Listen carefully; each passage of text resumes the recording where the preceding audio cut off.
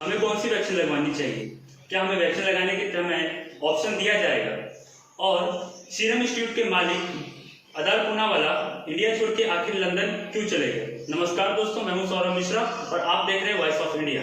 आज हम अपने इस वीडियो में इसी सारे क्वेश्चन का आंसर जानेंगे। सबसे पहले हम ये समझते हैं कि आखिर पूरी दुनिया में कितने प्रकार के वैक्सीन अभी उपलब्ध है। सबसे पहला नाम नोवावैक्स का आता है, जिसको यूएनए परचेस करके साउथ अफ्रीका के कुछ गरीब देशों में भिजवाएगा ताकि उनको भी कोविड-19 से लड़ने में मदद हो सके। दूसरा नाम यहाँ पे मॉडर्ना एंड फाइजर का आता है, जिसका उपयोग बड़े पैमानों पर अमेरिका में वैक्सीनेशन के लिए किया जा रहा है। तीसरा है, फोर्थ है एस्ट्राजेनेका एंड ऑक्सफोर्ड द्वारा बनाई गई वैक्सीन, जिसका नाम हमारे इंडिया में कोविशील्ड है और इसका उत्पादन हमारे इंडिया में सीरम इंस्टीट्यूट ऑफ इंडिया कर रही है। उसके बाद जॉनसन एंड जॉनसन करके भी एक वैक्सीन बनाई गई है अमेरिका द्वारा, और स्पुतनिक 5 ये सबसे फास्ट वैक्सीन आई थी पूरे विश्व में। जब विश्व में कोविड-19 का दौर आया था तो सबसे पहले यही वैक्सीन स्पुतनिक 5 हमारे देश में, हमारे विश्व में आई थी। इसके बारे में डिटेल में और आगे जानेंगे। इसके बाद कोवैक्सीन जो हमारी स्वदेशी भारतीय कंपनी द्वारा बनाई गई, भारत बायोटेक एंड आईसीएमआर द्वारा बनाई गई हमारी स्वदेशी वैक्सीन है, जो कि बहुत ही कारगर साबित हुई है कोरोना के सारे न्यूट्रिएंट पे। ये समझने वाली बात है। एंड आठवां है सिनोवैक्स, जो कि चाइना द्वारा बनाया गया है। पहले की सभी 7 वैक्सीन कोरोना पे प्रभावी रूप से, सफल रूप से कारगर साबित हुए हैं, सिवाय सिनोवैक्स जो चाइना द्वारा बनाया गया है उसको छोड़ के। अब हम बात करते हैं कि हमारे इंडिया में कितने प्रकार के वैक्सीनों को निर्माण किया गया, हमारे इंडिया में कितने प्रकार के वैक्सीनों को अनुमति दी गई है। तो हमारे इंडिया में अभी तक 3 वैक्सीनों को अनुमति प्रदान की गई है, जिसमें से पहला नाम है कोवैक्सीन एंड सेकेंड है कोविशील्ड एंड अभी हमारे इंडिया में स्पुतनिक 5 जो रूस द्वारा बनाई गई सबसे फास्ट वैक्सीन थी, जिसको अभी अनुमति दिया गया। ये जो कोवैक्सीन है ये हमारे इंडिया में भारत बायोटेक एंड आईसीएमआर द्वारा बनाया गया है। और हम बात करेंगे कोविशील्ड पे, तो कोविशील्ड जो एस्ट्राजेनेका एंड ऑक्सफोर्ड यूनिवर्सिटी द्वारा बनाया गया था, जिसका उत्पादन हमारे इंडिया में सीरम इंस्टीट्यूट ऑफ इंडिया, जिसके मालिक अदार पूनावाला हैं, वो कर रहे हैं। और हमारे इंडिया में आमतौर पर देखा जाए तो कोविशील्ड का ही सबसे बड़े पैमानों पर यूज किया जाता है, चाहे हम गवर्नमेंट का लेंगे चाहे हम प्राइवेट सेक्टर का लेंगे, तो हमारे इंडिया में कोविशील्ड का ही उपयोग बहुत बड़े पैमानों पर किया जाता है।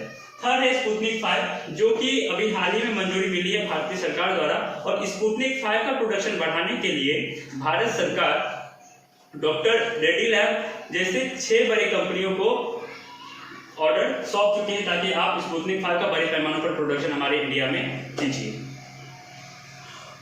अब हमें बारी आती है कि हमें कौन सा वैक्सीन लगवाना चाहिए। तो अभी हम बात करेंगे कि पहला हम बात करते हैं कोविशील्ड। कोविशील्ड में एक कमी अभी ऐसी नजर में आई जो पहले वैज्ञानिकों को नहीं पता था। इसको हम कभी बोल सके या कुछ और, ये आप पे डिपेंड करता है। लेकिन कोविशील्ड में ध्यान से सुनिएगा, कोविशील्ड में एक ऐसी बात सामने आई है जो पहले लोगों को नहीं पता था। तो बात ये है कि कोविशील्ड के दोनों डोज लगाने के बीच में पहले सरकार 28 दिन का गैप रखती थी, जो कि नहीं होना चाहिए था। कोविशील्ड एक ऐसी वैक्सीन है जिसके दोनों डोज के बीच में मिनिमम 46 से 52 डेज का गैप रहना चाहिए। मैं फिर से दोहराऊंगा, कोविशील्ड वैक्सीन के दोनों डोज के बीच में 46 से 52 डेज का गैप होना चाहिए था, जो कि पहले भारत सरकार या वैज्ञानिकों को नहीं पता होगी, और उन्होंने ऐसा नहीं किया और 28 दिन के गैप में ही सबसे पहले डॉक्टर और पुलिस वालों को वो वैक्सीन लगवा दिया गया। अभी आप अगर वैक्सीन लगवाए होंगे, वैक्सीनेशन अभी आप फिलहाल में करवाए होंगे, अगर कोविशील्ड वैक्सीन आपको लगी होगी तो वहां पे आपको बताया गया होगा कि आपको दूसरा डोज जो है 42 डेज के बाद लगेगा। ऐसा क्यों है? तो कोविशील्ड जो वैक्सीन है ये 42 डेज के बाद अगर हम दूसरा डोज लगाते हैं तो ये हम पे 80% तक कारगर साबित होगी। लेकिन अगर इसको हम 28 डेज में लगा देते हैं तो ये सिर्फ और सिर्फ 54% ही कारगर हम पे साबित होगी। यही एक मेन रीजन है कि कोविशील्ड को अभी 42 या 56 डेज के बीच में ही दूसरे डोज को लगवाना चाहिए। अभी आप सुने भी होंगे कि अपने एरिया में या किसी व्हाट्सएप यूनिवर्सिटी से, फेसबुक यूनिवर्सिटी से, कि डॉक्टर लोग को दोनों वैक्सीन की डोज लग जाती है, फिर वो बीमार पड़ जाते हैं। तो अरे वो डॉक्टर से हम 24 घंटा कोविड पेशेंट के बीच में रहते हैं, उनसे और हमारी कंपैरिजन कभी हो ही नहीं सकती। वो हमारे जैसे घरों में नहीं बैठे होते हैं, वो हमारे जैसे नहीं रहते हैं, वो 24 घंटे कोविड पेशेंट के बीच में रहते हैं, तो उनको होने की संभावना ज्यादा है। पहला रीजन। एंड सेकेंड रीजन ये है कि जब उनका फर्स्ट फेज का वैक्सीनेशन हमारे इंडिया में चालू था और कोविशील्ड की डोज लगाई जा रही थी, तो हमारे गवर्नमेंट या हमारे जो वैक्सीनेशन सेंटर पे जो है बस 28 दिन के ही अंतराल में दूसरी डोज लगाई गई थी, जो कि सिर्फ और सिर्फ 54% ही असरदार साबित हुए हैं। यही एक रीजन है कि आज हमारे देश में कुछ डॉक्टर वैक्सीन लगाने के बाद भी कोरोना संक्रमित हो जा रहे हैं, लेकिन सिर्फ वो संक्रमित हो रहे हैं, ना कि इनसे उनकी डेथ हो रही है। हमेशा याद रखें, कोई भी वैक्सीन आपको कभी भी ये गारंटी नहीं देता है कि आप वैक्सीनेशन के बाद आपको कोविड नहीं हो सकता। आपको कोविड हो सकता है, लेकिन आप वेंटिलेटर पे जाएंगे, आपको ऑक्सीजन की आवश्यकता पड़ेगी। इसकी नौबत कोवैक्सीन या कोविशील्ड लगाने के बाद नहीं आती है। तो यही एक मेन रीजन है कि जिसकी वजह से लोग या डॉक्टर्स पहले वैक्सीन लगाने के बाद भी कोरोना से संक्रमित होते थे। हम सेकेंड बात करते हैं कोवैक्सीन पे। कोवैक्सीन भारत बायोटेक और आईसीएमआर द्वारा बनाया गया इंडिया का स्वदेशी अपना वैक्सीन है, जो कि कोरोना के सभी म्यूटेंट पे कारगर साबित हुआ है। अमेरिका के एक स्वास्थ्य सचिव एंथनी ने उनका ये कहना है कि कोवैक्सीन जो इंडिया द्वारा बनाई गई स्वदेशी वैक्सीन है, वो कोरोना के सभी म्यूटेंट, फर्स्ट सेकंड थर्ड सभी म्यूटेंट पे कारगर साबित हुई है। कोवैक्सीन का हम अगर बात करें तो इसका समय अवधि बहुत ही कम है।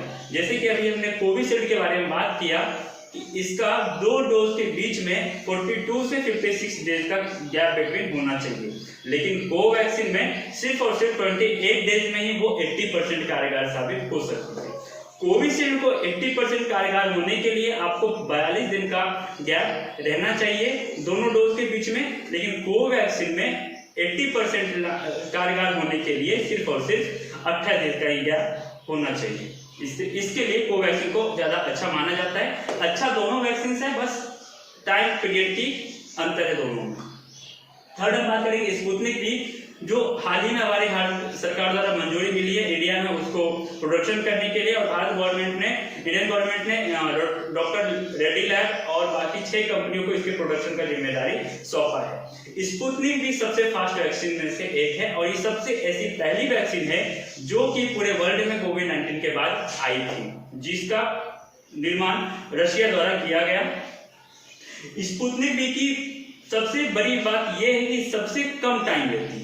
सबसे कम टाइम मतलब अभी हमने बात किया कोविशील्ड, जिसको 42 दिन चाहिए 80% कारगर होने के लिए। सेकेंड हमने बात किया हमारी स्वदेशी वैक्सीन कोवैक्सीन, जिसको कम से कम 28 दिन चाहिए कारगर होने के लिए 80%, और स्पुतनिक वी को 91% कारगर होने के लिए सिर्फ और सिर्फ 21 दिन का ही गैप में दोनों डोज के बीच में चाहिए।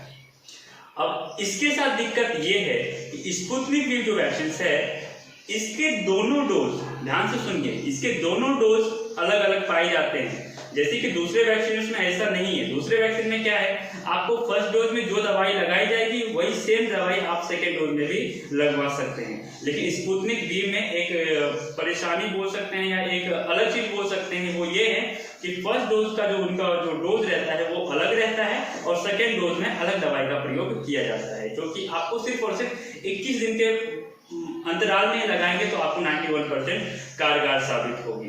तो तीनों वैक्सीन को हमने कवर कर लिया। तीनों वैक्सीन ही सेमी कारगर है, सामान्य रूप से प्रभावी, सारे म्यूटेंट पर प्रभावी है। कोरोना से हमें बचने के लिए वैक्सीन लगवाना चाहिए, बस समय अवधि का अंतर है। कोविशील्ड के लिए आपको 40 से 56 डेज चाहिए, कोवैक्सीन के लिए आपको 28 डेज चाहिए, एंड स्पुतनिक 5 के लिए आपको सिर्फ और सिर्फ 21 डेज चाहिए। अब आते हैं हमारे क्वेश्चन पे, क्या हमें ऑप्शन दिया जाएगा कि हम कौन सा वैक्सीन लगवाएं? तो आंसर है नो, आपको ऑप्शन नहीं मिलेगा कि आप कौन सा वैक्सीन लगाएंगे। हमारे इंडिया में ज्यादा से ज्यादा लार्ज स्केल पे कोविशील्ड का उपयोग किया जाता है, चाहे आप प्राइवेट सेक्टर लोगे या गवर्नमेंट सेक्टर लोगे। कोविशील्ड का ही उपयोग हमारे इंडिया में वैक्सीनेशन के लिए किया जाता है। और मैं भी आपसे यही निवेदन करता हूं कि आप भी जाइए वैक्सीनेशन सेंटर पे और वैक्सीन जरूर लगवाइए। ऐसी अफवाहों पर ध्यान मत दीजिए जो आपकी जान के साथ खिलवाड़ कर सकती है। हमारे भारत में ऐसे बहुत सारी अफवाह फैलाई जा रही है जो कहती है, अभी तो एक हाल ही में एक ऐसी अफवाह फैली है जिसका कहना है कि 5G नेटवर्क के कारण महाराष्ट्र में और गुजरात में इतने लोगों की जान जा रही है। बिल्कुल गलत है ये। हमारे इंडिया में पता नहीं ऐसी अफवाह रातों रात कैसे फैल जाती है, जबकि सरकार और डॉक्टर्स हमेशा चिल्लाते हैं कि आप वैक्सीन लगवाओ, वैक्सीन लगाओ। ये अफवाह रातों रात नहीं फैलेगी, लेकिन 5G वाली अफवाह तुरंत और तुरंत फैल जाएगी। मैं आप लोगों से कहना चाहूंगा कि ये बिल्कुल सरासर गलत है, ये अफवाह है, इस पे ध्यान मत दीजिए और आप भी वैक्सीनेशन सेंटर पे जाइए और अपने अपने को वैक्सीनेट कीजिए। अब हम आते हैं अपने तीसरे पॉइंट पे, जो था आधार पूनावाला आखिर इंडिया छोड़ के लंदन की ओर क्यों चले गए अपनी फैमिली को साथ लेके, और वहां पे उन्होंने जाके ऐसा क्या बयान दे दिया कि हमारे इंडिया पे क्वेश्चन मार्क उठना स्टार्ट हो गया था। बात यह है कि आधार पूनावाला लंदन पहुंचने के बाद कुछ ऐसा ट्वीट करते हैं कि इंडिया में उन्हें कुछ बड़े लोगों से जान का खतरा था। वहां पे जाकर प्रेस रिपोर्टर ने उनसे ऐसा पूछा कि आपको क्या लगता है कि इंडिया में जो कोविड की आज ये सिचुएशन हो चुकी है कि आज 3 लाख 4 लाख इतने सारे केसेस पर डे निकल रहे हैं, इसमें क्या मायने रखता है, जब कुंभ का मेला या चुनावी रैलियां, किसको आप वजह बनाएंगे? तो आधार पूनावाला का कहना है कि अगर इसका जवाब मैं दूंगा तो मेरी जान भी जा सकती है। किसी भी देश के लिए ये बयान बहुत ही शर्मनाक है। हमारे इंडियन गवर्नमेंट को भी उनको ऐसी सुरक्षा देना चाहिए था जिससे उनको जान की खतरा ना हो। सुरक्षा उनको वाई का दिया गया, वाई कैटेगरी का सुरक्षा हमारे आधार पूनावाला को दिया गया, जिनके हाथ में इतने सारे लोगों का, इतने सारे इंडियंस का जान की जिम्मेदारी है। जो एकमात्र कोविशील्ड ही एक ऐसी वैक्सीन है हमारे इंडिया में जो लार्ज उत्पादन करती है। इसका उत्पादन का क्षमता 7 करोड़ पर मंथ है, जो कि 3 महीने बाद अगस्त से 10 करोड़ पर मंथ होने वाली है। ऐसा बयान उन्होंने ही दिया था। तो आधार पूनावाला को हमारे भारतीय सरकार ने वाई कैटेगरी की सुरक्षा दिया है, लेकिन हमारी दीदी को Z+ सुरक्षा दिया गया। 12वीं फेल इंसान को Z+ सुरक्षा दिया जाता है, और ऐसा व्यक्ति जो हमारे देश के लोगों की जिम्मेदारियों को लेता है, हमारे देश के लोगों की जान की जिम्मेदारी है उसके हाथ में, उसको वाई की सुरक्षा दिया जाता है। मैं इंडियन गवर्नमेंट से आज पूछना चाहूंगा कि ऐसा क्यों है। मैं तो आधार पूनावाला जी को ये भी कहना चाहता हूँ कि ये उनकी गलती है कि उन्होंने एक ऐसा काम किया है। वो भी अगर 12वीं फेल होते, वो भी अटपटे बयान देते कि बंगाल में अगर ममता जी जीत गई हैं तो वहां पे कश्मीर बन जाएगा, वहां पे खून खराबे हो जाएंगे, तो उनको भी Z+ सुरक्षा दिया जाता। लेकिन उन्होंने एक ऐसा काम किया है जिससे 130 करोड़ जनता का जान कोरोना संक्रमण से बाहर आ सकता है। इसके लिए उनको सिर्फ वाई कैटेगरी का सुरक्षा दिया गया, और उनके बड़े बड़े उद्योगपतियों और मुख्यमंत्रियों से धमकी मिलने लगी, जिसकी वजह से वो व्यक्ति अपने ही देश को छोड़ के दूसरे देश की शरण ले रहा है। ये हमारे भारत देश के लिए बहुत ही शर्मनाक की बात है, और मैं भारत सरकार से विनती करता हूं कि आप दीदी के लिए और सुरक्षा बढ़वाइए, क्योंकि ये दीदी हमारे लिए जरूरी है।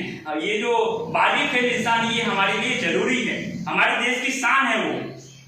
ये Z+ सुरक्षा ही नहीं, हमारी दीदी को तो स्कॉट मिलना चाहिए, उनको गरुड़ कमांडो मिलना चाहिए, NSG कमांडो उन पे लगाइए। उनकी जान को खतरा है, लेकिन आधार पूनावाला की जान को खतरा नहीं है।